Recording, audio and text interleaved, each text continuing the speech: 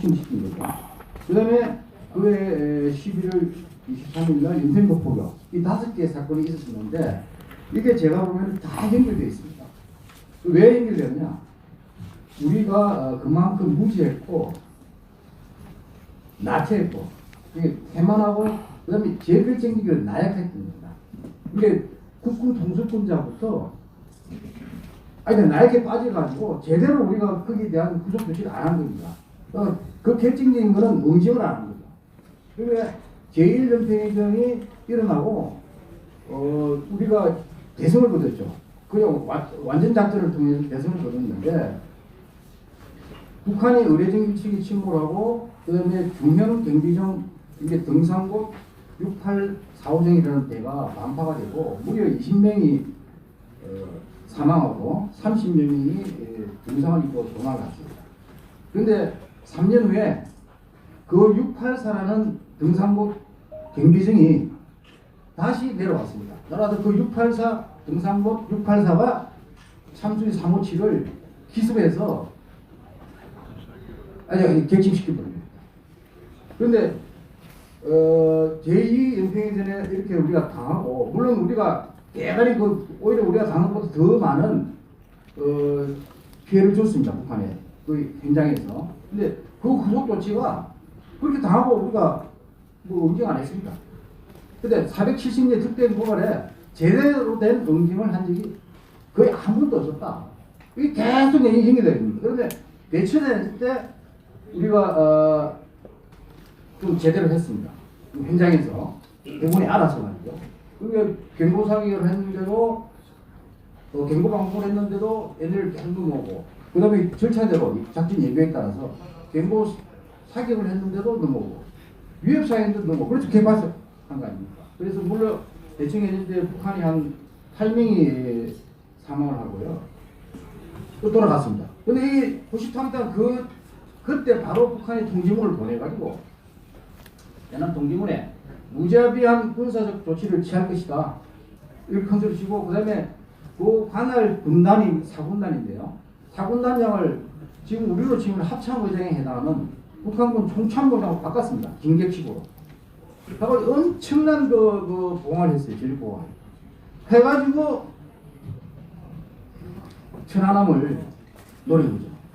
근데 천안함은 1996년부터 북한이 잠수함정을 통해서 대남 도발을 준비했다는 설이 많습니다. 그 당시 예가 1996년에 독해 안인진, 그 다음에 1998년 속초에 잠수정이 침투하다가 오망에 걸리고 암초에 잡수된 지 있지 않습니까?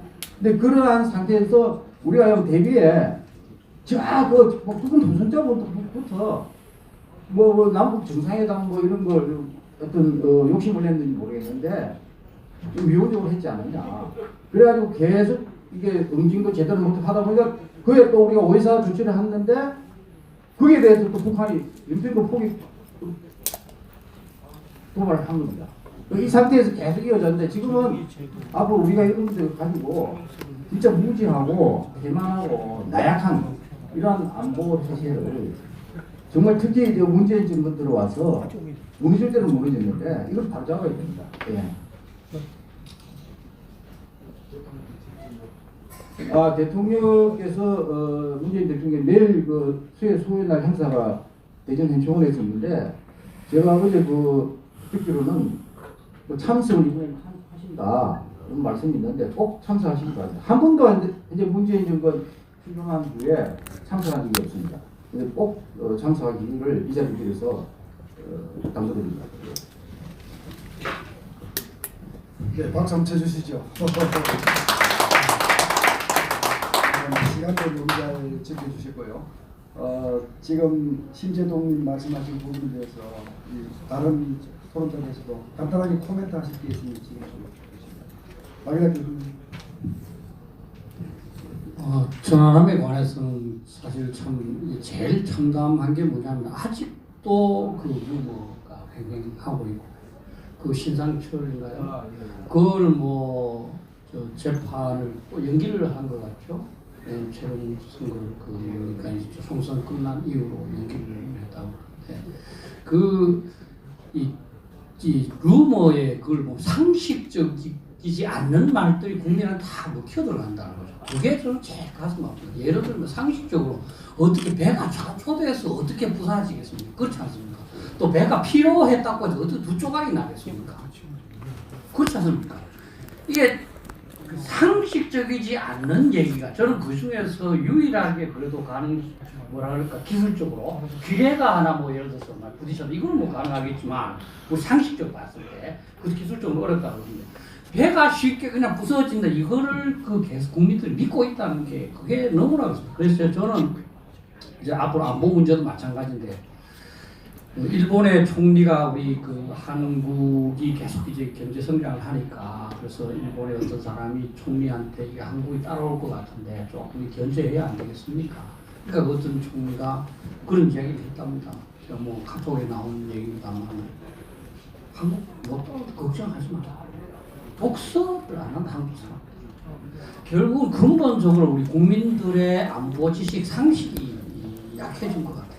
그래서 이 부분을 우리가 어떻게 국민들한테 안보 지식, 안보에 관해서 진짜 상식을 갖도록 하느냐 하는 이 부분이 앞으로 가장 중요한 과제가 아닐까. 어떤 한두 개를 해봐야 소용이 없다. 보십시오. 이 천안함도 그랬지만 사드 관련해서 그것도 말이 안 되잖아요. 사드도. 아니 어떻게 이게 미사일 방어를 하기 위해서 갖다 놓는데 그게 우리한테 좋은 거지. 그게 뭐 나쁜 거니 뭐 어쩌니.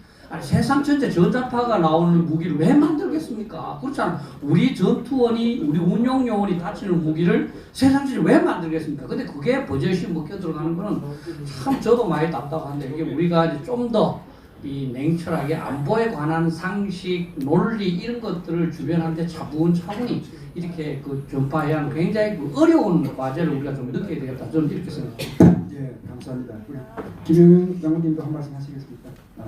예, 그럼 우리 권 여사님 하시겠습니다. 예, 저 특별히 권 여사님한테는 제가 또 여쭤보고 싶은 것도 있습니다. 우리 여성으로 활동을 하고 계십니다. 여성 안보 통이시죠. 사실 천안함 용사들이 국가로부터 받은 보상금을 저는 늘 많이 생각해 봤습니다. 그분들이 받은 보상금과 또 무슨 민주화 뭐 그러나 뭐 사실은 데모 뭐 이런 거 하다가 또 유공자가 되신 분들 뭐 그분들도 민주화에 기여를 하시겠죠. 이게 과연 형평성이 있는 보상이 이루어진 겁니까? 제가 보기엔 전혀 그렇지 않다고 생각하고요. 그렇지 않으면서 어떻게 우리가 군인들한테 국가를 위해서 목숨을 바치라고 요구할 수 있는가 어떻습니까? 이런 부분에 좀 코멘트 좀 해주시면 좋겠습니다. 네, 맞습니다. 오늘 3월 26일 오늘 천안함 복진 10주기를 맞이하는 날인데요. 천안함 가족들하고 그 천안함에서 생존한 그 장병들에게는 그 가슴에는 봄꽃이 피지 않는 그런 날입니다.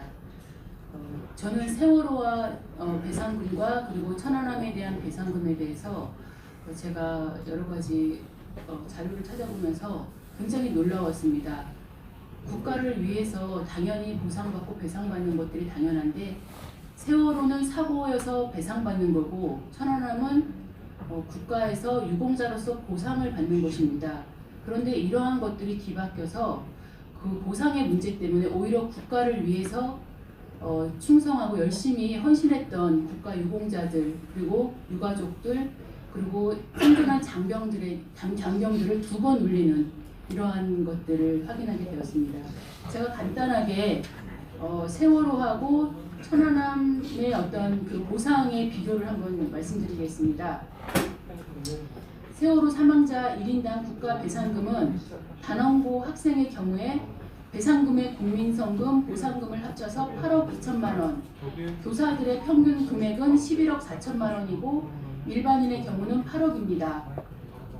또 생존자들은 본인 한 명당 8천만 원의 위자료와 단원고 학생 생존자의 부모, 형제, 자매, 조부모에게까지 400에서 1,600만 원까지 그리고 일반인 생존자의 배우자, 자녀, 부모와 형제, 자매에게 200만 원에서 3,200만 원이 지급되었습니다. 그 외에도 세월호는 피해자 가족 건강검진, 긴급복지 지원비, 심리상담 지원비, 의료지원금, 학교 내 상담, 전문 상담, 가족 돌봄 반찬 서비스, 기초생활자 특례지원비, 고교 학자금, 생활안전자금, 휴직 휴업 지원비, 심리안전지원금, 뭐 장례비, 부상의자 치료 지원금 등 뭐 이외에도 여러 많은 항목이 있습니다. 그런데 이런 것들을 국가가 나서서 모든 세월호의 그 유족들에게 필요한 자원들을 지원했다는 것이고요. 그 반면에 천안함 유족들에게 지원했던 그 보상비는 전사자 한 명당 7억 5천만 원에서 8억 원의 보상금을 받았습니다. 그리고 국가 보상금과 국민들의 성금을 합한 금액으로 유족에게 연금이 지급되고 있다고 합니다. 그리고 천안함에서 구조된 58명의 생존한 그 장병들에게는 단 한 푼도 지급되지 않았습니다. 그리고 그 생존한 장병들은 지금도 외상후 스트레스 장애를 겪고 있지만 치료비조차도 받지 못했습니다.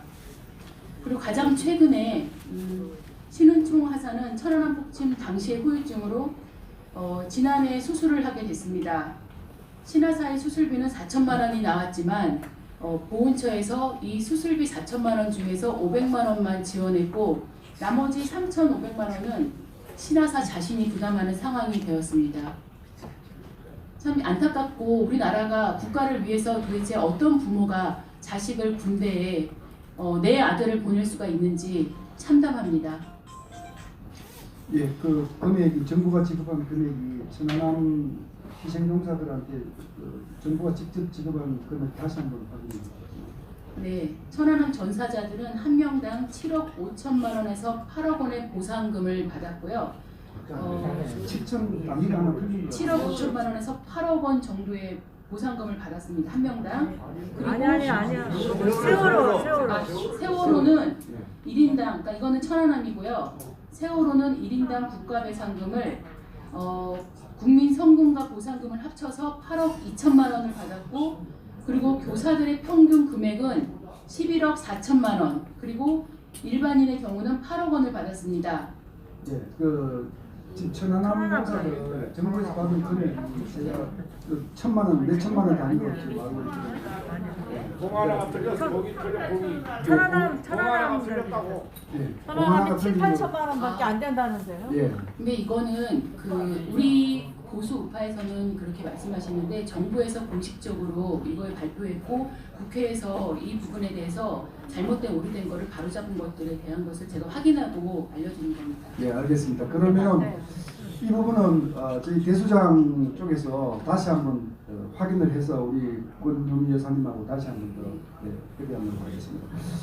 자, 뭐 우리가 간단하게 천안함 사건을 다시 한번 회고를 해봤습니다만 천안함 이후에도 우리를 아프게 하는 안보 현장들이 너무나 많습니다. 가장 우리를 아프게 했던 것이 아마 2018년 9.19 남북 군사 분야 합의가 아닌가 싶습니다.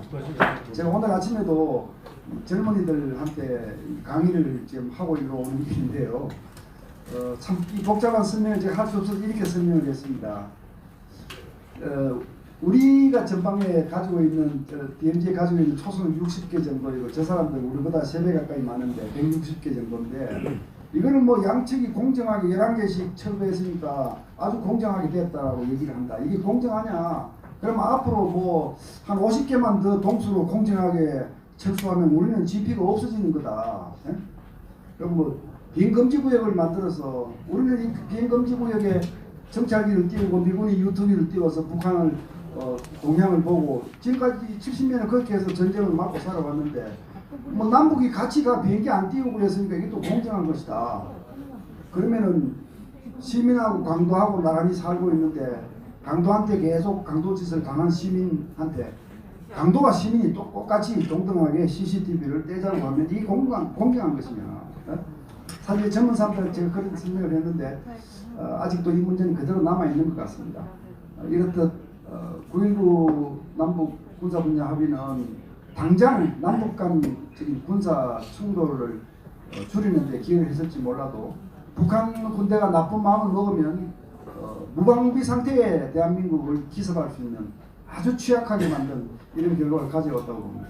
이런 상황이 전개되고 있는 중에 최근 우리 군부대들이 연일 경계 업무에 실패해서 민간인들에게 철조망이 뚫리는 사태들이 발생하고 있습니다. 이런 문제에 대해서 우리나라 최고의 작전통이신 김용년 장관님께서 현 사태를 좀 진단해 주시고 해결책까지 좀 제시해 주시면 감사하겠습니다. 네, 감사합니다. 이번 경제 실패 문제는 사실 뭐 새삼스러운 건 아니라고 생각합니다. 왜냐하면 과거에도 경제 실패로 인해서 가끔씩 문제가 되어 왔었죠. 그런데 이번 경제 실패는 2, 3개월이라는 단기간에 3번씩이나 연속해서 그것도 민간인들에 의해서 이게 경계가 뚫렸다는데 문제가 있는 겁니다. 그래서 많은 국민들께서 이 사건을 보면서 야, 우리 군의 대비 태세에 문제가 있는 것 아닌가 하는 우려와 함께 걱정들을 하시고 계시는 것이죠. 맞지 않습니까? 네. 그래서 저는 이 문제를 적이 없는 군대, 적이 불분명한 군대에서 답을 찾고자 합니다. 답을 찾아야 된다고 생각합니다. 문재인 정권 들어오고 나서 국방백서에 북한 정권과 북한군은 우리의 적이다 하는 문구가 완전히 삭제돼 버렸어요. 이 얘기는 무슨 얘기냐면 북한 정권과 북한군이 우리의 적이 아닐 수 있다는 얘기입니다. 그리고 뭐로 바뀌었습니까? 이렇게 바꿔놨어요. 대한민국을 위협하는 세력을 적으로 한다가 아니고 적으로 간주한다고 되어 있습니다. 아니 어느 나라가 이렇게 적을 이렇게 아주 애매모호하게 불분명하게 두리뭉실하게 하는 적이 어디 있습니까? 이런 두리뭉실하고 이런 불분명한 적을 놓고 어떻게 군대가 싸워서 이길 수 있겠습니까? 저는 그래서 군대에서의 적은요, 우리가 사격할 때 보면 표적이 있지 않습니까? 표적과 같다고 생각해요. 여러분들 사격할 때 이게 시차적으로 표적이 올라오면 그 표적에 집중을 해서 사격을 명중을 시키지 않습니까? 그런데 사격을 하는데 이게 표적이 한 개가 올라오는 게 아니라 한 10개가 막 무작위로 올라왔다.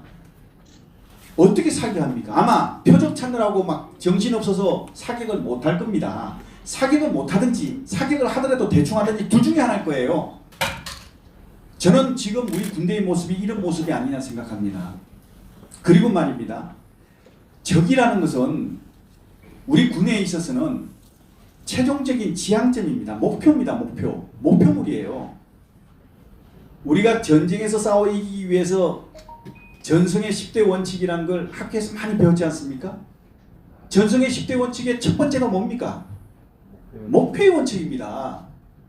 목표는요, 간결해야 되고 단일화돼야 되고 명쾌해야 되는 거예요. 분명해야 됩니다. 목표가 불분명하면 이게 집중할 수가 없는 거거든요. 집중할 수 없다는 것은 결국은 싸워서 이길 수 없다는 겁니다. 그래서 자고로 옛날부터 적이 없는 군대, 적이 불분명한 군대는 싸워 이길 수도 없고 싸워 이기지 못한다는 것은 결국 그 군대는 존립할 수가 없다는 겁니다.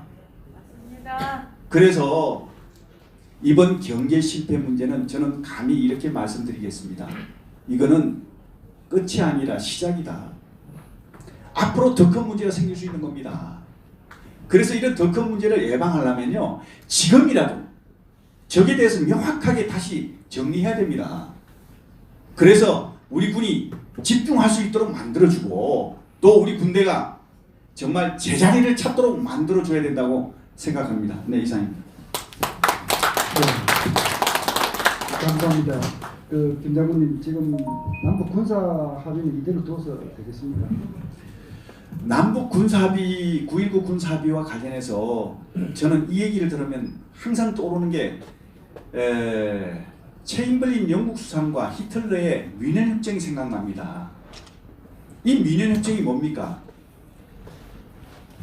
체인벌린 영국 수상이 주도가 돼서 히틀러에게 굴욕적인 평화 협정을 한 겁니다. 어떤 굴욕적인 협상이냐? 히틀러의 말만 믿고, 무슨 말이냐? 체코, 영국의 이 동맹국입니다. 영국의 동맹국인 체코의 주대된 지역만 양보해주면 나는 절대 더 이상 욕심만 내지 않겠다. 이 히틀러의 말만 믿고 평화협정에 서명했습니다. 그것도 동맹국인 체코에게 말 한마디 없이요. 그러고 나서 영국으로 돌아와서 체인블린 수상이 공항에서 뭐라고 그랬느냐? 이제 유럽에는 더 이상 전쟁은 없다. 완전한 평화가 왔다. 이렇게 막 떠드는 겁니다. 이렇게 하니까 영국 국민들은 아무것도 모르니까 정말 체인블린이 전쟁을 막은 영웅으로 생각하고 막 찬사를 보냈죠. 이렇게 함으로써 체인블린은 자신이 생각했던 정치적 목적을 달성했습니다. 그런데 이게 얼마 안 갔죠.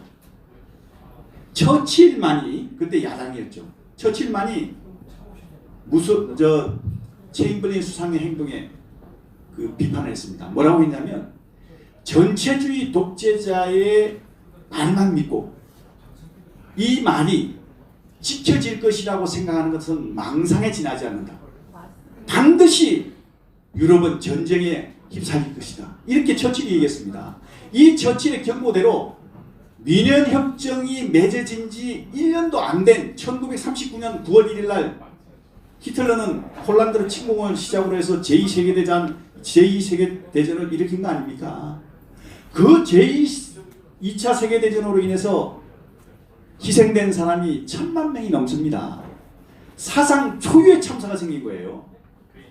다시 말씀드려서 뭐냐면 이 체인벌린이라는 영국 수상의 멍청한 영국 수상의 그 거짓 평화에 놀아나서 결국 유럽을 전쟁으로 몰아넣은 게 바로 그겁니다. 저는 9.19 군사협의 비슷합니다.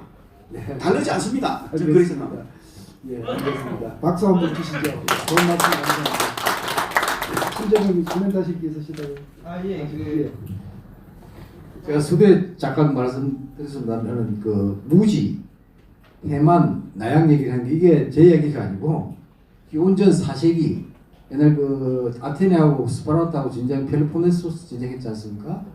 그게 전쟁사에 노는 얘기랍니다. 근데 그게 누가 했냐면은 민주주의의 아버지 또는 서양 문명의 원천을 제공했다고 합니다. 이 사람이 페리클레스 해군 제독 출신 정치가인데요.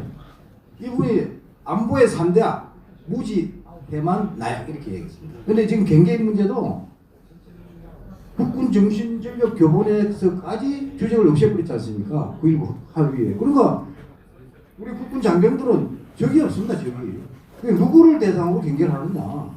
무지하게 만드는 거죠. 두 번째는 그러니까 당연히 퇴만한 거죠. 퇴만. 적당히. 하니까 곳곳에서 이렇게 경계 위반 현상이 발생한 것좀 생각합니다. 우리 작년에 이미 삼척항에 북한 목선이 들어오고 오징어 잡이배가 들어오는데 아무도 몰랐지 않습니까?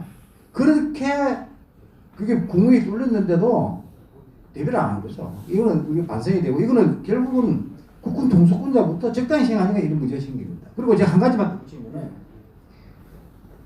거대 야당, 소위 거대 야당이라는 공천 이런 거 정치 얘기는 제가 좀 다만 피하고 싶습니다만은 꼭 말씀드리고 싶어요. 공천 중에 천안함 폭침 자작설 이런 거 있지 않습니까? 그거를 옹호하고 북한 입장을 옹호한 사람이 이번 공천이 됐더라고요. 누구죠? 한번 밝혀보십시오.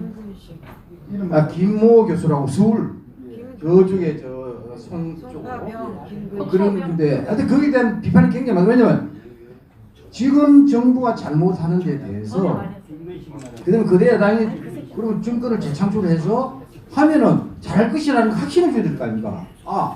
지금 예를 들어 미래통합당이 문재인 정부를 교체해서 집권을 하면은 이런 문제가 다 해소되겠구나 이런 확신을 줘야 되는데 국회의원을 공천한 데 보니까 천안함 폭침설 이걸 부인하고 북한 입장에서 자작설 이런 거를 여러 언론에 나와서 주장한 분이 공천을 받았다. 그래서 저는 그 이야기가 많이 SNS에도 비판 여론이 많더라고요. 그래서 오늘 이 자리에서 이거 적절한 말씀인지 모르겠는데 한번 의지를 제가 하는 겁니다. 다 같이 정신 차려. 우리는 팩트는 얘기할 수 있고 판단은 또 국민들이 하시는 거죠. 사실 경계가 뚫리는 부분에 대해서 이번에 제주도 해군기지도 사실 거기 포함이 됐거든요. 저는 제주도 해군기지가 저렇게 대모대가 상주하는 부대가 되고 철조망이 뚫리는 부대가 되었다는 데 개인적으로 굉장히 큰 상심을 느낍니다. 사실 대한민국은 통일을 해도 조그마한 나라입니다. 주변국에 비하면 약초국입니다. 이런 대한민국이 독립성을 유지하기 위해서는 고슴도치 전략으로 갈 수밖에 없고요. 우리가 대국을 상대로 전쟁을 하지 못하더라도 대국이 우리를 건드리면 혼을 내줄 수 있는 그런 억제력을 가지고 사실 살아야 되는 건데, 그렇다면요, 제주도가 한번 지도를 보십시오. 조그마한 이 땅 남단에서 사실 제2의 세컨 스트라이크 배후 기지가 돼야 되는 곳입니다. 그러니까 큰 그림으로 보면 제주도는 앞으로 세월이 지나면 전략 도서로 가야 돼요. 거기에는 지금 해군 부대 하나가 문제가 아니에요. 거기에는 뭐 스텔스 공군 전투 비행단이 하나 더 들어와야 될 것이고, 미사일 사령부도 더 만들어져야 되고, 잠수함 사령부도 제2사령부가 만들어져야 되고, 뭐 해병 사단도 하나 더 만들어져야 되고, 굉장히 큰 역할을 해야 되는 섬인데, 저 해군 부대 하나 들어왔는데 이걸 제대로 온전하게 유지하지 못하고 철조망이 뚫린다니 참 가슴 답답하다. 저는 참 전문가로서 이런 그림을 늘 그려봅니다. 여러분 동의하실지 모르겠습니다만 참 가슴 아픈 일입니다. 자, 제한된 시간 때문에 또 다음 토픽을 한번 다뤄보겠습니다. 대한민국 안보가 완벽 폭풍, 퍼펙트 스톰 앞에 서 있다. 이렇게 이제 사실 우리 박일학 교수님이 유명한 말씀을 만들어서 저도 그 얘기를 많이 쓰고 있습니다. 사실은 그 중에 하나가 이제 동맹이 붕괴되고 있는 현상을 말씀을 하십니다. 오늘 짧은 시간이지만 동맹 붕괴 현상에 대해서 점검을 좀 해주시고 또 방위 협상 얘기도 좀 간단히 풀어주시면 감사하겠습니다. 제가 오늘 아침에 생각한 의문입니다. 아마 국민들께서 북한이 우리가 항상 적화 통일을 하기 위해서 핵무기를 만든다. 그랬다면 수소폭탄도 만들었고 단거리 미사일도 만들었고, 그러면 왜 핵무기로 우리를 위협하지 않을까? 아마 궁금해하실 것 같더라고요.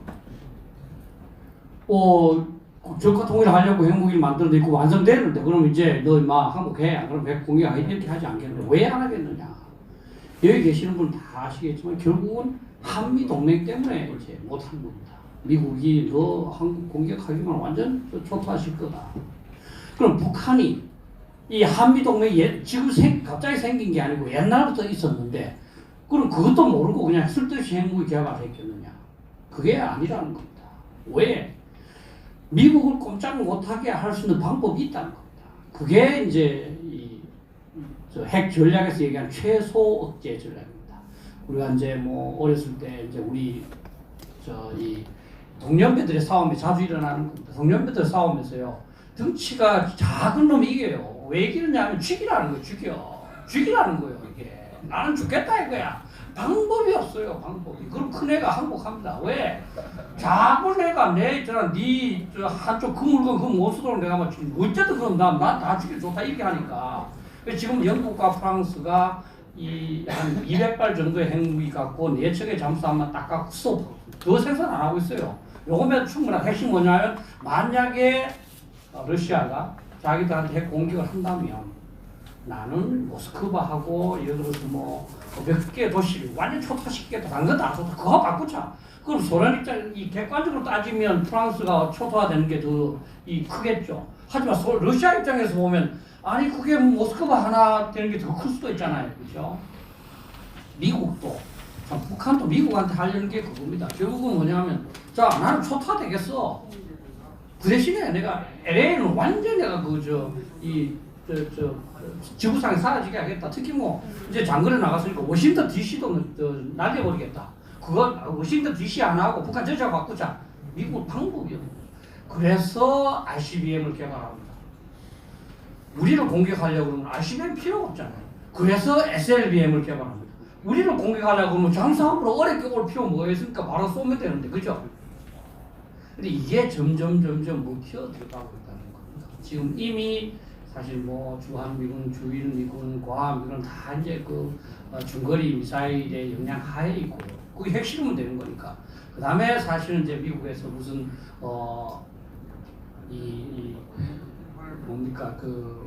전자 EMP로 공격할 수도 있다. 이렇게 걱정을 하고, 사실은 NPR에서도 수개월 이후에 얘가 ICBM 만들지도 모르겠는데 이게 걱정하지 않습니까?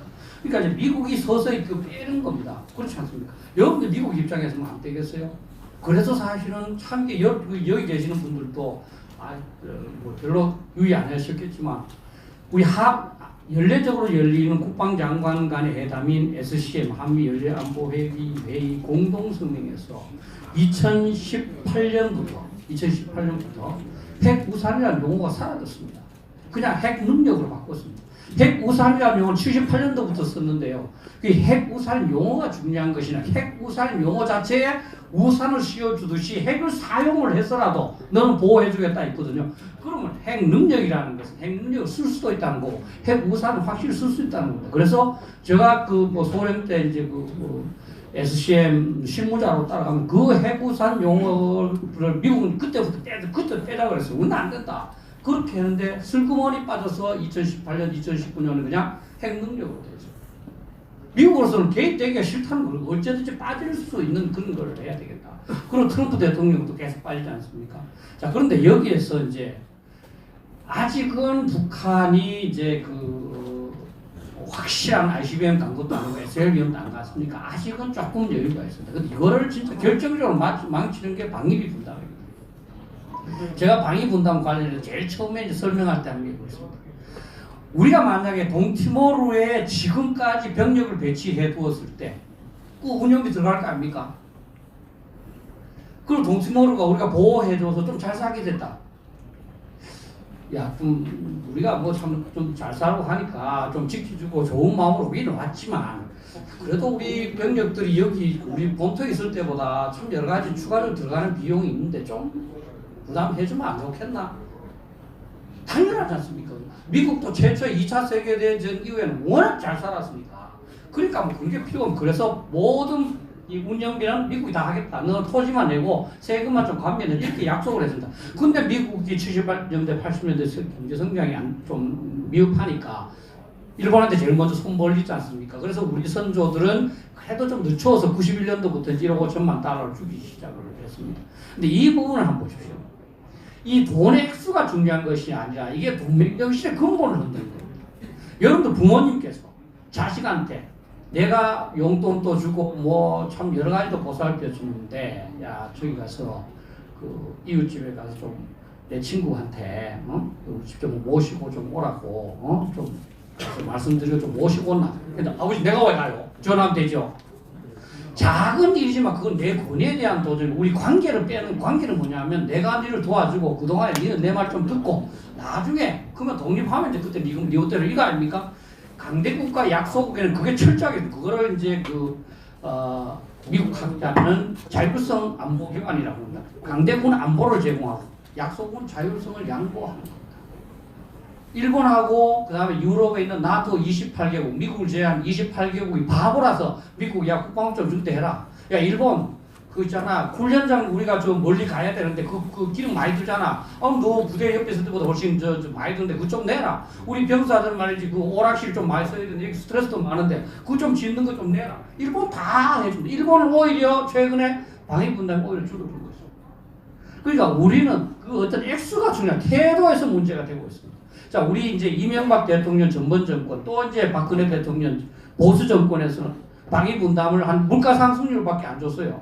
자, 그럼 그때는 뭐 트럼프가 아니었지 않느냐? 그렇지 않습니다. 그때도 미국은 계속 방위 분담 준비를 요구했어. 그렇지만 대통령부터 전부 가서 미국하고 군사 외교를 잘해서 우리가 참 미국하고는 이게 철저히 따르겠습니다. 우리가 남입니까? 뭐 이렇게 계속 구슬렀기 때문에 물가 상승률 정도만 해도 잘 흘러간 겁니다, 사실은. 그런데 2018년, 2019년치 방위 분담할 때 어떻게 됐습니까? 방위 분담할 때 이 트럼프 대통령이 12억 달러를 내라고 했습니다. 근데 이제 우리가 이제 도저히 안 된다. 그럼 맨 나중에 10억 달러까지 갔습니다. 근데 그거를 못 해준다 그래서 우리는 1조 389억. 그러니까 한 1,200억, 1,200억 정도만 어국만 더 줬으면 10억 달러 충족시켜주고 우리가 이제 5년 동안 충분히 하는데 그게 아까워서 매년 하자. 그러니까 그 액수가 중요한 것이 아니라 트럼프가 화가 나는 거죠. 여러분도 화가 안 나겠습니까? 그렇게 말이지 내가 우리나라에 내가 미국 우선주의라고 그래서 좀 체면 좀 써야달라고 그것도 안 해준다. 이제 긍정으로 들어가는 거예요. 긍정으로. 얘는 친구가 아니다. 50억 부르고 뭐 깎아줄 생각까지 하는 거죠. 이게 무슨 동맹이냐는 거죠. 50억 불러놓고 이제 한국이 뭐 좀 자꾸 뭐 하면은 깎아줄게. 근데 깎아주려고 그래도 우리나라에서 조금 이제 뭐 성의를 보여야 깎아주지 않겠습니까, 그죠? 야, 근데 왜 우리가 너무 많다 장기적으로 이렇게 하는데 우선 뭐 이렇게 체면을 씌워주면서 부드럽게 하면 다 그냥 버티고. 그리고 사실 이제 주한미군 이제 그 근로자들에 대해서 이제 우리가 인질로 삼는 거예요. 언론에서는 지금 미국이 인질로 삼고 있다고 봅니다. 사실 우리가 이제 대부분 한 1년에 한 4천억 원 정도 주거든요. 미국 주한미군사 입장에서 돈이 없는데 어떻게 주겠습니까? 그러니까 필수적이나 4,500명 그대로 복무하고 4,000명 정도는 미안한데 집에서 쉬어라. 돈은 못 준다. 그러니까 방법이 돈이 없는데. 그럼 우리가 미국을 자꾸 이거 빈절로 삼는다는 것이 아니라 우리가 방위 분담에 성의만 보이는 문제가 없는 겁니다. 그러니까 저는 진짜 누구도 문재인 대통령과 둘러싸고 있는 참모들 속은 알 수가 없습니다. 알 수가 없습니다. 그러나 객관적으로 드러나는 것은 이 사람들이 일부러 동맹을 망치기 위해서 일부러 이러는 거 아닌가 하는 그런 생각이 들 정도입니다. 일본이나 그 다음에 나토 국가들의 지도자들이 바보라서 미국한테 나름대로 있잖아요. 조금 구슬러 가면서 이렇게 부드럽게 가겠습니까? 또 우리 진짜 역대 선배들 그 국방부에서 밤새게 가서 미국하고 절하고 했던 사람 전부 다 바보라서 미국이 방위 분담 요구하는 것을 나름대로 이제 수용하고 했겠습니까? 이 사람들은 두 가지예요. 자기들만 최고 똑똑하다고 생각하는 완전히 이제 우물 속에 갇힌 그 사람들이거나 아니면 제가 진짜 조금은 의심하고 믿기 어려운 거지만 진짜 일부러 우리 동맹을 망치려고 들었지 않았나 하는 이런 생각을 저 여러분들께서 우울하시겠지만 저도 계속 우울하고 참 좀 어떻게 했으면 좋을까 이렇게 고민하고 있는 그런 상황이 되겠습니다. 감사합니다.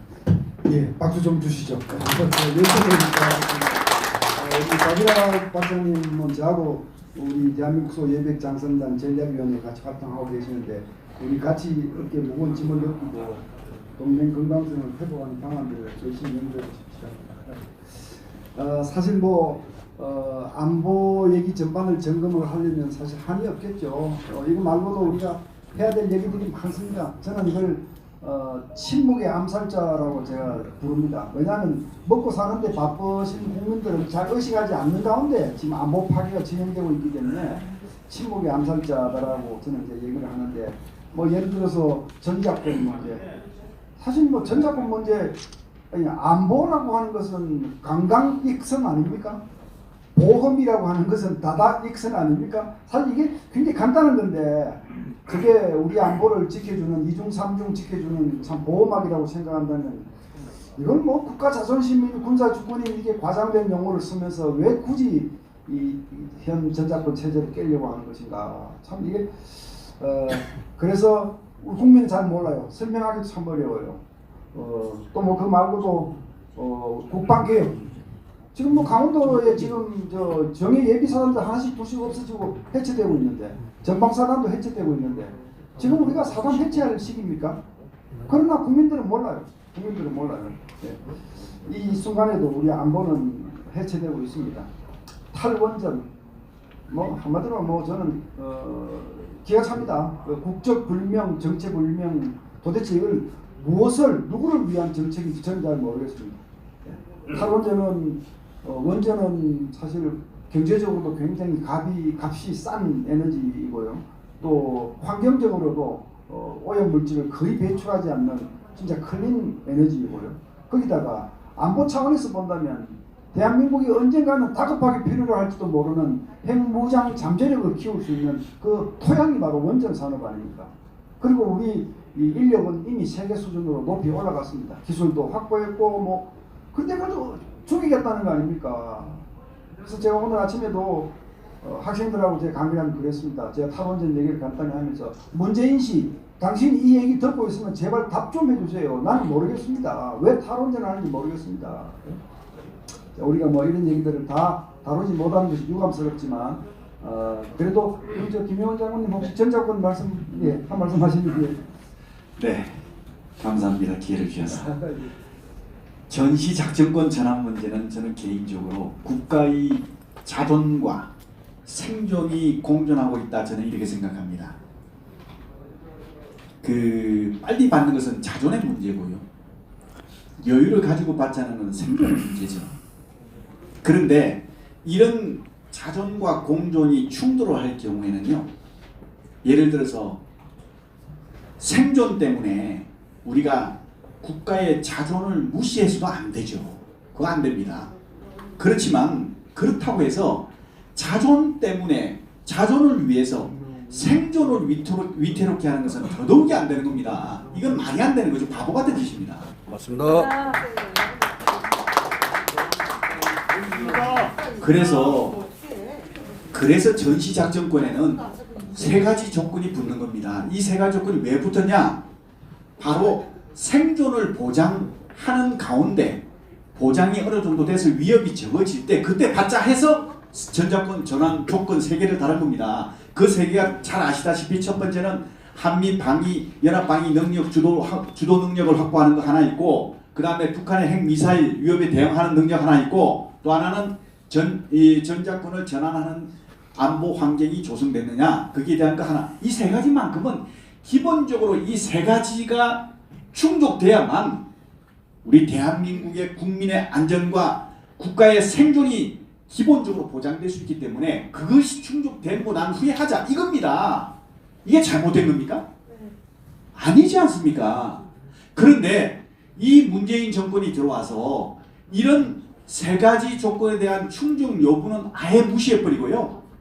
아예 전자권 전환 일정을 딱 정해놓고 목표 연도를 정해놓고 거기에 끼워 맞추기로 하는데 문제가 있는 것이죠. 이러다 보니까 그야말로 국민의 안전과 국가 생존은 완전히 방기된 채 그야말로 자존이라는 그런 어떤 감성을 이용해서 이게 국가 안보로 하지 않고 정권 안보로 하고 있는 겁니다. 그래서 문제가 되는 것이죠. 그래서 이렇게 저는 정말 순수하게 사각계획 끼지 않고 국가 안보로 한다면 국민의 안전과 국가의 생존을 먼저 챙겨야 되는 겁니다. 근데 이걸 뒤로 한 채 무슨 놈의 자존을 가지고, 자존 대단히 중요합니다. 아까 말씀드렸지 않습니까? 무시돼서는 안 됩니다. 그렇다 하더라도 자존 때문에 생존을 위협받게 하는 건 이건 더 바보 같은 짓이죠. 그래서 저는 이렇게 제언하고 싶습니다. 정말 진정한 어떤 이 통수권자께서 국가 안보를 하신다면 시기에 방점을 두지 말고 조건 충족에 방점을 두라는 겁니다. 그래서 이 조건이 충족됐느냐 안 됐느냐를 투명하고 객관성 있게 평가를 해서 그것이 됐을 때 받아도 늦지 않는 겁니다.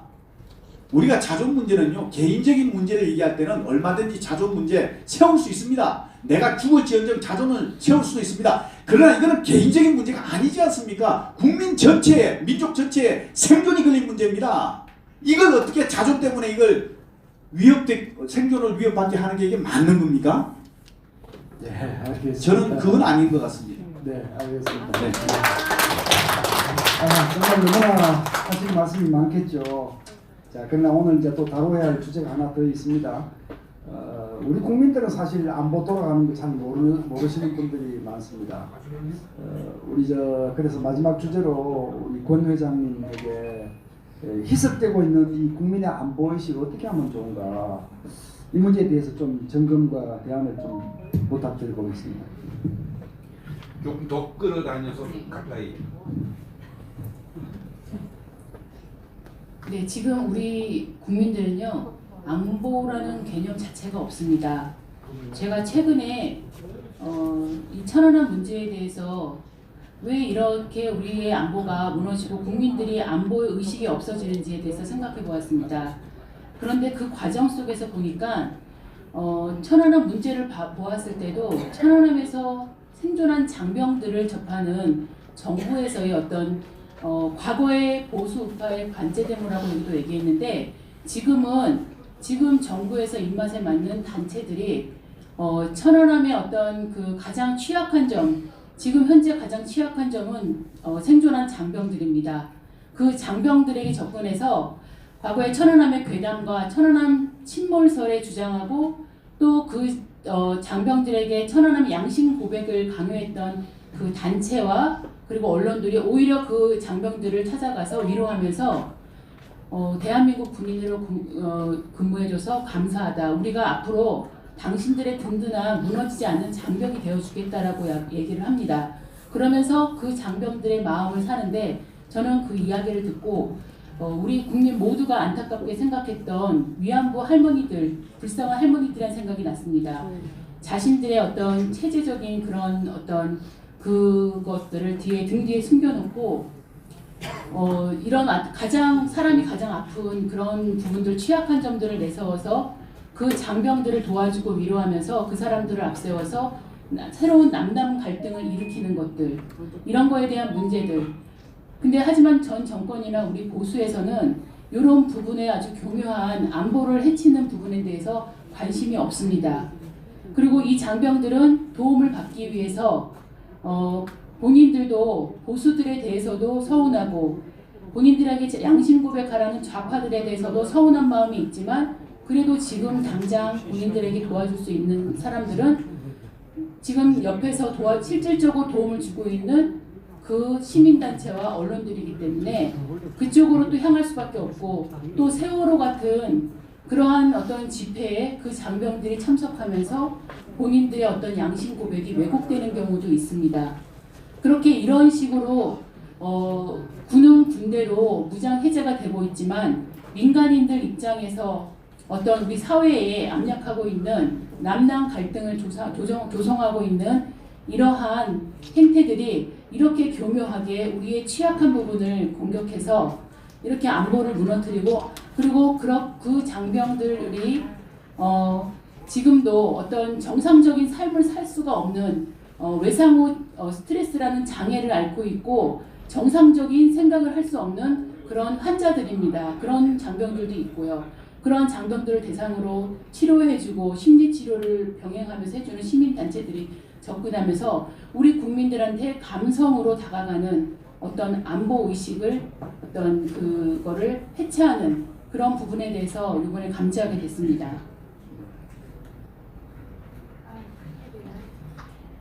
네. 그리고 그 국가에서 어떤 다치거나 국가를 위해서 지키다가 다친 우리 장병들이나 용사들에 대해서 사실 진정성 있게 도와주는 것은 조국 수호에서 당연한 것들입니다. 그리고 당연한 상식적인 것들이고요. 그런데 우리 국가뿐만 아니라 국민들 또한 어떤 외면된 속에서 국민들 의식이 아무런 그러한 아무도 의식하지 못하는 그런 속에서 안보라는 개념 자체가 생각하지 못하고 그러다 보니 안보의 의식 자체가 무의미해지는 그러한 우리의 현실입니다. 예, 다 하셨습니까? 예, 예, 알겠습니다. 지금 말씀의 그 요지 중에 한 가지는 굉장히 우리가 유의해서 드려야 될 부분이 있었던 것 같습니다. 소위 좌파 단체들이 천안함 생존 용사들을 유혹해서 자기 편으로 만들려고 한다. 지금 그런 지적을 하신 것입니다. 사실 종군 위안부 문제가 사실은 좌파 단체에 휘둘려서 이렇게 악화된 거 우리 다 잘 알고 있지 않습니까? 이런 얘기를 들으니까 정말 대한민국에 정말 안보를 제대로 가져가고 나라를 제대로 가져갈 정부가 들었을 때까지 이 대한민국 소 예백 장성단의 역할, 임무는 굉장히 막중하다는 생각이 듭니다. 앞으로도 대수장이 더 많은 일을 해야 된다는 그런 생각이 저도 드네요. 자, 일단 우리가 오늘 약속했던 주제들을 다 소화했습니다만은 일단 종료를 하기 전에 질문을 한두 분한테만 좀 받아보겠습니다. 혹시 이게 젊은 분 트루스 포럼에서 오신 우리 학생분 젊은 분 계세요?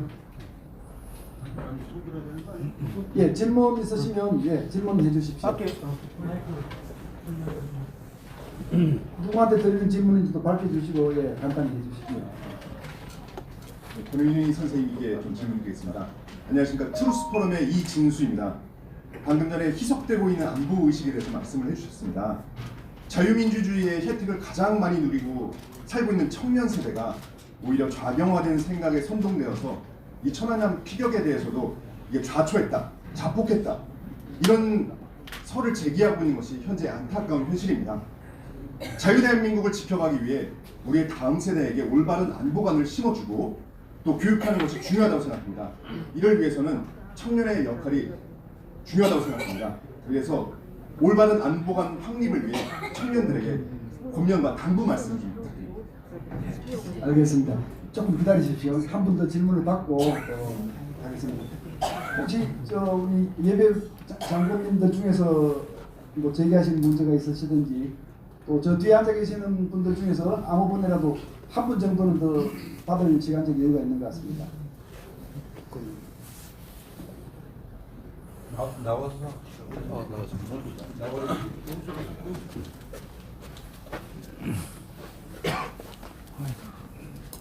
네, 그 최근에 지금 안보의 심각성은 먼저 좀 많이 밝혀주시죠. 하셨는데요. 본인은 좀 밝혀주시죠. 저는 뉴스임포트 인터넷 신문 사진 전문 기자 주동식입니다.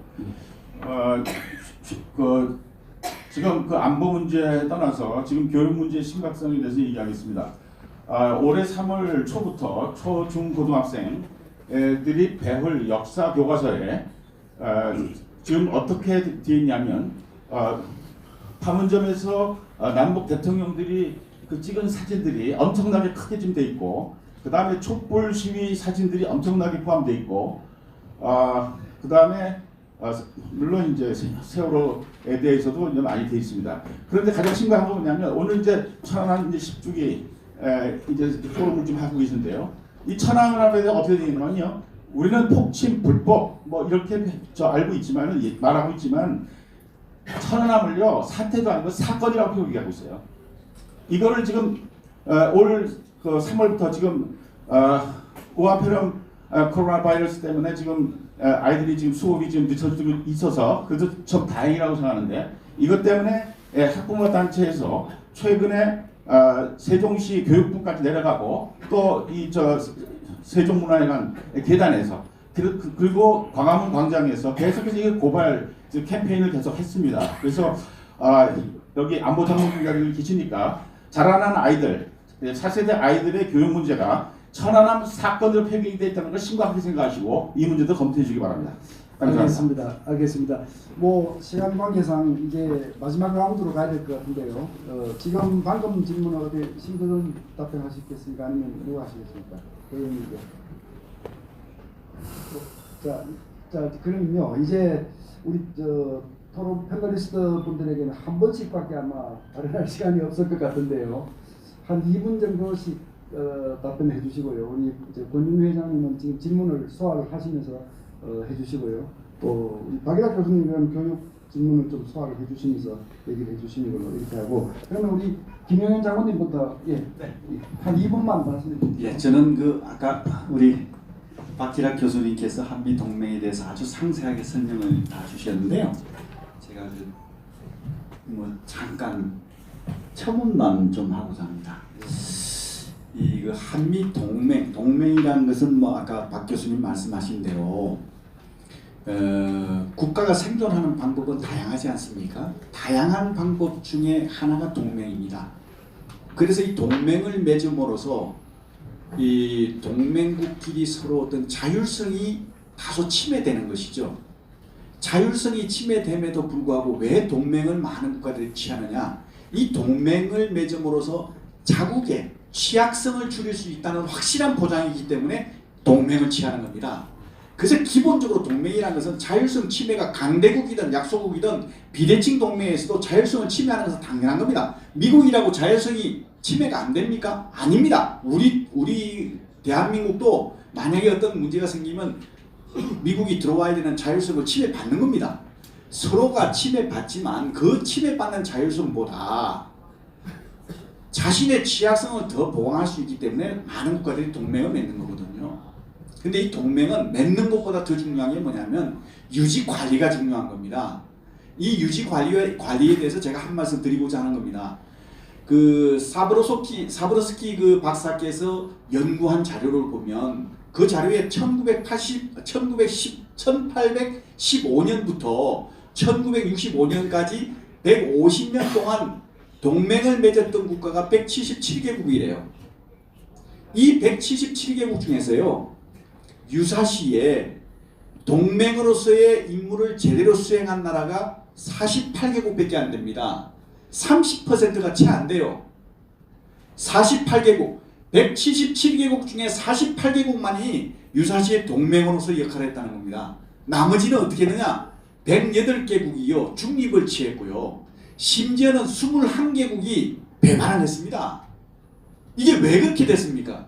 동맹을 맺는 것도 중요하지만 동맹을 관리하는 게 더 중요하다는 얘기입니다. 그래서 한미 동맹을 우리가 잘 관리를 해야 하는데 이 관리 문제는 아까 박 교수님께서 잘 설명했기 때문에 제가 추가적인 부언을 하지 않겠습니다. 네, 이상입니다. 알겠습니다. 예, 권진희 회장님. 과거를 잊은 민족의 미래는 없다고 했습니다.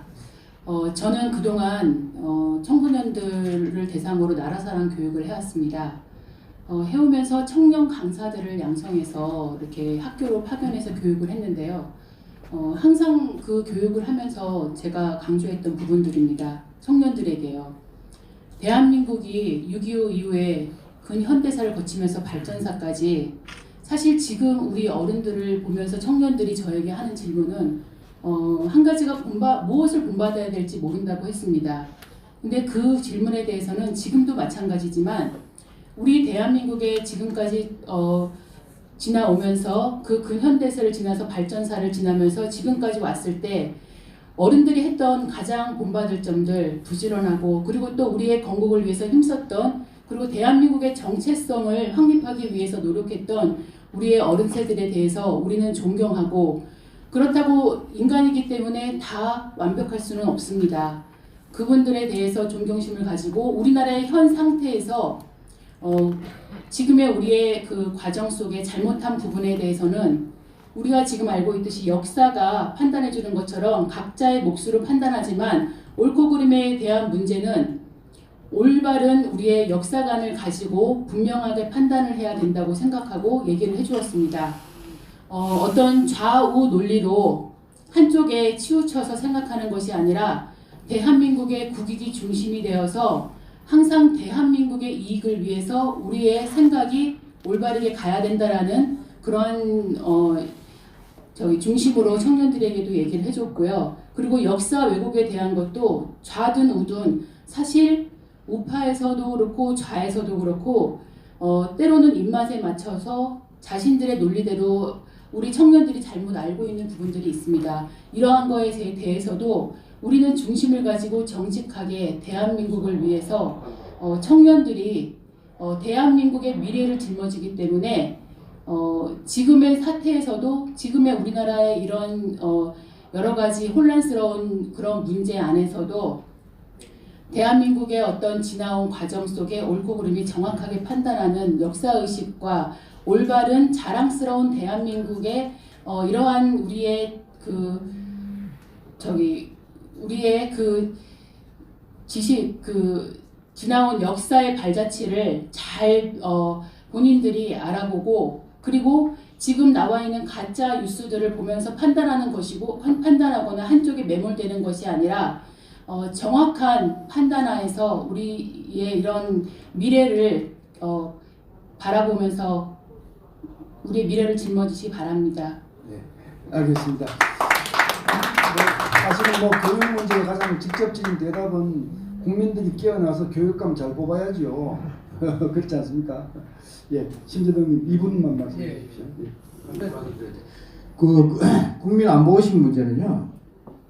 대통령이 똑바로 하면 됩니다. 왜냐하면 미국 대통령은 이라크전에서 전사한 장면이 아마 보셨을 겁니다. 새벽에 비 내리는 공항에서 우산도 안 쓰고 몇 시간씩 기다리면서 연접하는 거 보셨죠? 전사자를 위해서 대통령은 잠도 안 자고 공항에서 비 맞아가면서 이렇게 영접을 몇 시간 하는데 대한민국도 좀 막말하게 코피도 안 보입니다. 이게. 예? 공식 행사에도 안 나타나요. 그리고 심지어는 작년 현충일 전전날 유가족들 초청해가지고 저한테 오차를 했는데 그 자리에 김정은하고 찍은 그 사진 있지 않습니까? 그걸 브로셔로 나와가지고 유가족들이 그냥 공개적으로 반발하고 그랬습니다. 이거 하여튼 대통령이 똑바로 해서 국민들한테 자부심 심어줘야 됩니다. 그리고 아무 경의심 줘야 됩니다. 두 번째 하나입니다. 네. 그다음 한미동맹은 이거 그냥 자존심 이런 문제가 아니고 대한민국을 떠받치는 힘의 원칙입니다. 하여튼 전략적 중심이라고 그러잖아요. 이게 무너지면 모든 게 끝납니다. 안보뿐만 아니고 경제 모든 게 대한민국 그냥 한마디로 망합니다. 망해. 그래서 이걸 완전 한미동맹 중립성을 우리가 절감해야 되고요. 그다음에 국민들이 제발 좀 국가 지도자와 국가에 대한 자부심을 좀 가지고 좀 신바람나게 좀 해주시면 좋겠습니다. 예, 어떤 짓거리든 예, 감사합니다. 알겠습니다. 오늘 제가 나오면서 이 말을 꼭 드리려고 제가 마음을 먹었습니다. 제가 사실 좀 명칭을 비겁한 구들목 장군한테 제가 이제 드리는 말씀입니다. 뭐냐면 지금도 예비역 장군 장교 간부 할 것 없이 또 이제 공무원 마친 사람들 또 이제 언론사에 마친 사람 전부 다 집에 앉아서 구들목 장군입니다. 집 안에서만 그냥 이불을 덮고 쓰고 애국가 부르는 그런 식으로 하고 있습니다. 또 어떤 사람은 혹시나 이 정부에서 전화 올까 이렇게 해서 하나 기다리고 있습니다. 그래서 10년, 20년을 그냥 고스란히 고사당하고 있습니다. 제가 한번 묻습니다. 그래 살림살이 좋아졌습니까? 10년 동안 아무 말도 안 하고 그냥 집에서 그냥 입을 덮어 쓰고 애국가 부르면서 전화 기다려서 살림살이 좋아지셨습니까? 얼마나 영화가 왔습니까? 여기 신동고서 선배들께 다 여기 계시는 분들 다 나오셨습니다만 저는 사실은 굉장히 잘한 것 같아요. 너무너무 좀 스트레스가 좀 없어요 사실은. 그렇다면 제가 나름대로 하고 싶은 얘기 좀 하고 말이지 막 하니까. 제가 진짜 좀 말씀드리겠습니다. 제가 오늘 전철역에 가봤습니다. 연탄재 발로 차지 마라. 니는 한 번이라도 뜨거워져 본 적이 있느냐? 연탄재가 별 볼일 없다고 차는 이 세상을 위해서 잠시 몇십 분은 그래도 아주 뜨겁게 해줬잖아요. 근데 군에서 제대하고 어느 회사에서 제대하고 해서 한 번도 뜨거운 적 없다. 집에서 지금 구두멍에 앉아서 에헴 하면서 비겁하게 계속 전화만 기다리고 말입니다. 계속 중돌이 뭐니 익하고 있어 아무것도 안 하면서 방관하는 거. 저는 이제 그만하십시오. 진짜 이 유튜브를 보지도 않겠지만 이 유튜브를 보시는 분들 좀 친구들한테 이 말 좀 전해주세요. 제발 좀 나와서 이런 빨갛다고 생각하든 노랗다고 생각 자기 목소리 좀 내세요. 그렇게 안 하니까 이 사람들 국민을 대해주는 보고 이렇게도 저렇게도 어떻게 지금 현재 상황에서 지지율이 올라가고 50%를 넘습니까? 그거는 여러분들 같은 비겁한 구두목에서 계속 입을 덮어쓰고 애국가만 부르니까 그렇지 않겠습니까? 네, 알겠습니다. 지금부터는 진짜 나오셔서 진짜 후련하게 하고 싶은 말 하십시오. 누가 잡아가지 않습니다. 이상. 제가 우리 김태규 사무총장님한테 요청받은 시한이 30분인데 시한 정확하게 맞출 수 있을 것 같습니다. 사실 지금까지 토론한 것들을 이렇게 제 나름대로 종합을 하면서 정부와 또 우리 국민 또 대수장 여기 아마 이런 요청의 말씀이 나온 것이다. 저는 이렇게 생각합니다. 정부를 향해서는 제발 안보 자해 조치 좀 그만해라. 네? 우리 무너지는 군대 좀 다시 좀 살리고 스스로 깔아먹는 안보 깔아먹는 자충수 좀 그만두어 달라. 이런 강력한 요구가 있었던 걸로 알고 있습니다. 이 천안함 추모와 천안함 용사들에 대한 생각과 대접이 확 달라질 수밖에 없다. 달라져야 한다. 아마 그런 요구도 아마 이 자리에서 같이 표출될 것으로 생각합니다. 그리고 우리 현역으로 계시는 군에 대해서도 아마 이런 요구가 분출되었을 겁니다. 진급할 때는 어디 줄 서고 또 눈치 보고 했을지는 몰라도 일단 자리를 맡으면 군인답게 해다오. 비겁한 군인들 양성하지 말고 강한 군대 만들고 군인의 본분을 좀 다해달라. 이런 요구가 분출됐다고 합니다. 아마 이 유튜브를 현역분들이 들으시면 이 말씀 좀 유념해 주시면 좋겠습니다. 국민들에게도 우리는 목소리를 지금 이 자리에 들어서 분출했다고 생각합니다. 국민이 깨어나지 않으면 사실 아무도 되는 게 없죠. 지도자를 잘 찾아야 되고 나라 일꾼을 잘 찾아야 되고 또 어떤 집단을 잘 선택해야 되고 이게 선사후국하는 집단인가 아니면 이 후사선국하는 집단인가 나라 이익을 앞세우고 자기 개인 이익을 뒤로 돌리는 사람들인가 아니면 반대로 나라 국익을 뒤로 제치고 개인의 이익을 먼저 앞세우는 사람들 이런 걸 판단해서 국민이 가진 권리를 행사하신다면 이런 문제는 해결되지 않겠느냐 이렇게 생각을 해봤습니다. 마지막으로 이 행사를 주최하는 대수장 스스로도 오늘 이 행사를 통해서 지금까지 해오셨던 일에 한 가지 더해서 이 천안함 유족들 또 생존한 용사들이 좌파 단체들에 이렇게 휘둘려서 이상한 일을 하지 않도록 좀 더 대소장에서 이분들하고 컨택을 넓히고 포용하고 위로하는 그런 역할을 해야 한다고 아마 그런 목소리를 저희가 발했다고 생각합니다.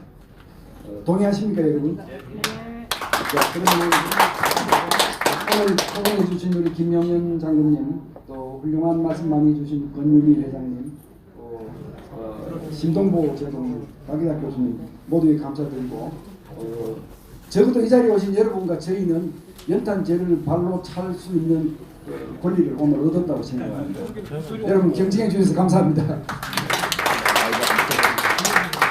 오늘 우리 국가 안보를 위해서 정말 큰 감동과 또 공감을 주는 토론을 해주신 우리 출연자 여러분들을 위해서 박수 한 번 더 보내주시기 바랍니다. 그리고 잠시요. 가만히 있어 저기. 세월호 희생자 잠시 제가 하겠습니다. 세월호 희생자 보상금하고 그 다음에 천안함 희생자 보상금에 약간의 좀 혼란이 있었는데 이 문제에 대해서는 대수장에서 정확히 이걸 규명해가지고 다음 장군이 소리를 통해서 방송하도록 공지하도록 그렇게 하겠습니다. 네. 자 나가내 주시면 되겠습니다.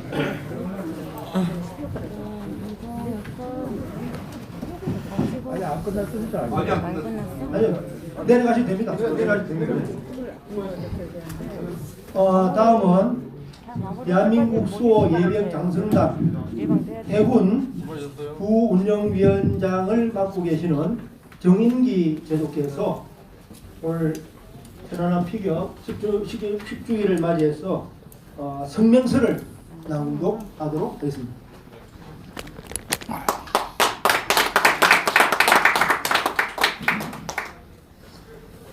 천안함 비격 제10주기 대수장 성명서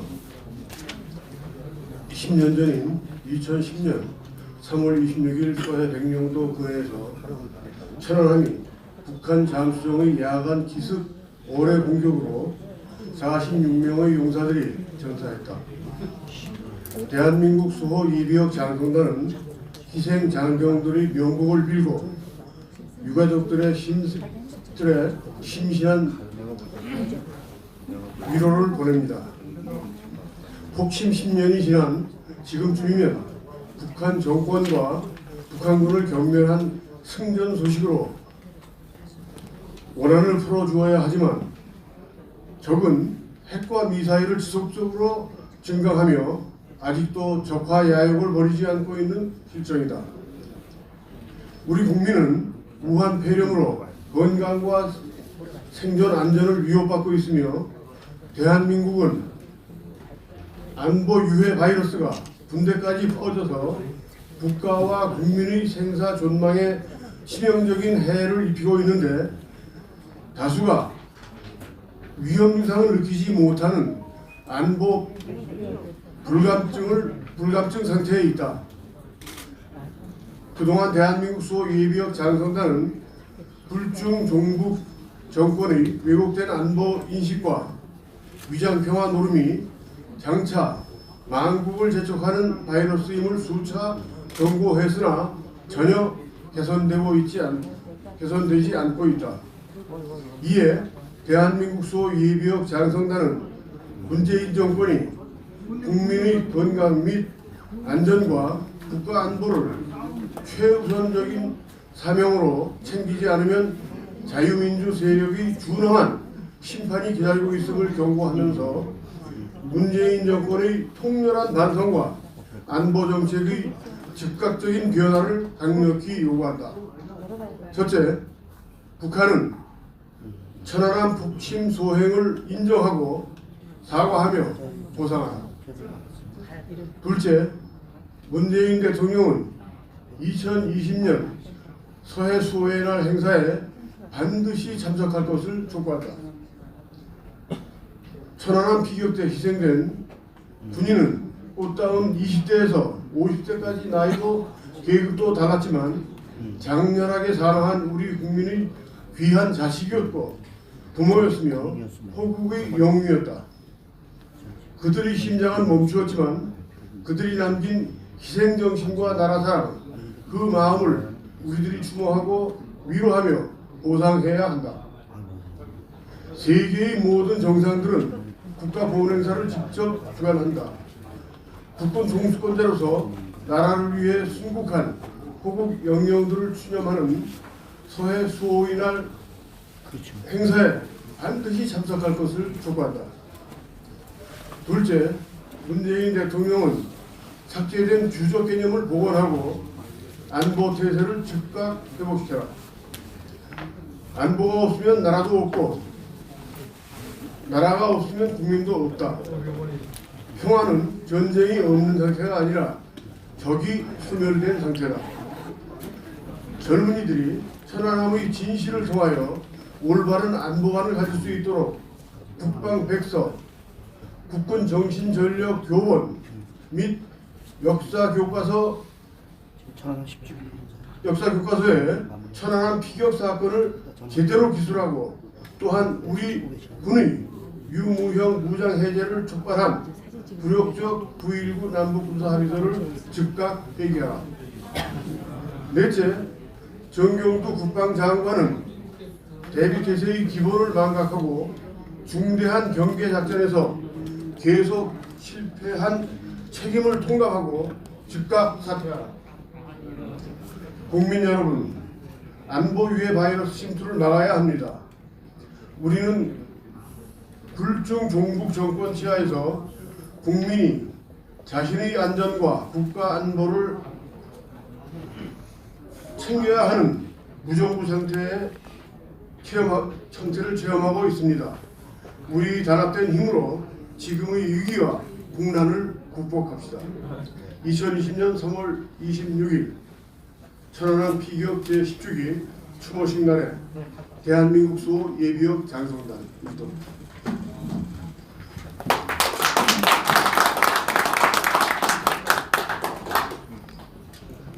다음은 나라지킴이 고교연합 김일두 회장의 선창으로 만세 삼창을 하겠습니다.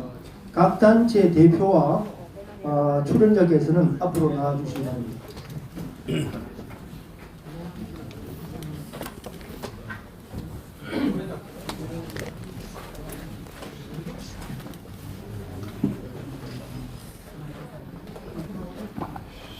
아까 김태호 박사님하고 박희락 교수, 김용현 장군 앞으로 나와주시기 바랍니다. 네.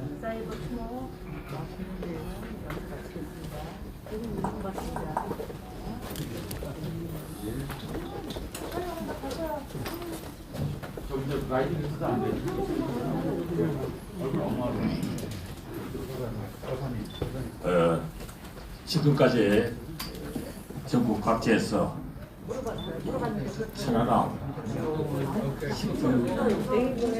추모 기념대회를 시청해 주신 전국에 계신 애국자 여러분, 제가 이 만세 삼창에 앞서 가지고서 간단히 오늘 그 5분의 판넬리스트들이 나오셔가지고서 저희들한테 들려준 이 얘기를 저는 이렇게 받아들였습니다. 첫째는 나라를 지키는 데는 강건한 국군이 일선에서 앞서 싸워줘야 된다. 그러나 그것만으로는 나라를 지킬 수 없다. 전체 국민들이 나라를 지켜야 되겠다는 결의를 가지고서 국군을 애급을 하고 밀어줘야만 나라를 지킬 수 있지 않느냐. 그것은 우리가 월남의 패방에서도 우리가 옆에서 지켜보았습니다. 2000년 전에 로마의 석학 키케로는 2000년 후에 대한민국을 걱정해서 이런 얘기를 했습니다. 성 밖에 서 있는 적은 무섭지 않다. 왜냐하면 적은 적기를 들고 있다. 바로 이북에 있는 적은 원자탄으로 우리를 위협하고 있습니다. 그러나 더 무서운 것은 우리에게 친숙한 얼굴로 다가와서 우리의 열등감을 자극시켜서 나라를 국민을 분열시키는 이 세력이 정부 한마당의 자리를 차지할 때는 그 나라의 기둥뿌리는 뽑히고 만다. 피케로가 이 얘기를 했습니다. 국민들에게 친숙한 달콤한 얘기로 다가가는 게 그게 무엇입니까? 그게 바로 지금 현 정부가 퍼붓고 있는 포퓰리즘이라고 저는 믿습니다. 이제는 지금 이 시점에서 우리 국민들이 새로운 각오를 가지고서 여태까지 지켜나온 우리 대한민국을 지키자고 하는 결의를 다질 수 있는 자리가 바로 이 자리가 아닌가, 그렇게 저는 굳게 믿습니다. 그런 의미에서 제가 만세 삼창을 할 때 여러분들 다 같이, 특히 댁에 계시는 분들은 몸은 비록 각자 댁에 계시지만은 마음은 우리가 광화문 광장에 다 같이 모아가지고서 한 마음으로 만세 삼창을 댁에서도 같이 해주시기를 부탁드리겠습니다.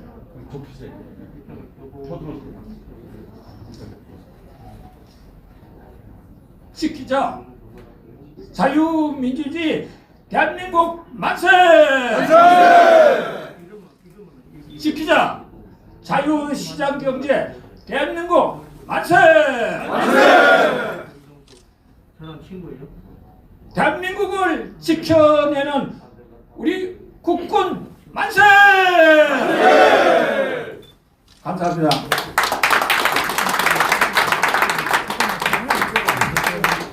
네, 자리 들어와 주시기 바랍니다.